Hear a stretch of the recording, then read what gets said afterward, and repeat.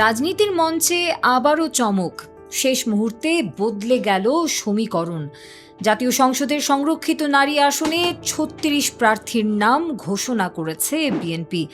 আর সেই তালিকা ঘিরে শুরু হয়েছে তুমুল আলোচনা, বিস্ময় আর বিতর্ক। সোমবার রাজধানীর নয়াপল্টনে দলীয় কার্যালয়ে আনুষ্ঠানিকভাবে এই তালিকা ঘোষণা করেন দলের সিনিয়র যুগ্ম মহাসচিব রুহুল কবির রিজভী। দলীয় সূত্র জানায়, মোট ১,০২৫টি মনোনয়ন ফর্ম বিক্রির পর আবেদন জমা দেন প্রায় ৯০০ জন, কিন্তু শেষ পর্যন্ত সুযোগ পেলেন মাত্র ৩৬ জন।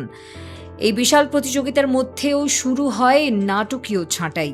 মনোনয়ন ফর্ম বিক্রির সময় থেকেই আলোচনার কেন্দ্রবিন্দুতে ছিলেন জনপ্রিয় কণ্ঠশিল্পী কনক চাপা এবং বেবি নাজনীন। মনোনয়ন ফর্ম কিনে চমক দেখিয়েছিলেন জুলাই যোদ্ধা হিসেবে পরিচিত ফারজানা সিথিও। তবে শেষ রক্ষা আর হলো না, চূড়ান্ত তালিকায় নেই তাদের কারোরই নাম। এদিকে জাতীয় সংসদ নির্বাচনে ঢাকা ৮ আসন থেকে হেরে যাওয়ার ক্ষত শুকাতে না শুকাতেই আবারও ব্যর্থতার ধাক্কা খেলেন মিস বাংলাদেশ ফাউন্ডেশনের চেয়ারম্যান মেঘনা আলম। অন্যদিকে ছোট পর্দার অভিনেত্রী রুকাইয়া জাহান চমকও হারালেন এমপি হওয়ার সুযোগ।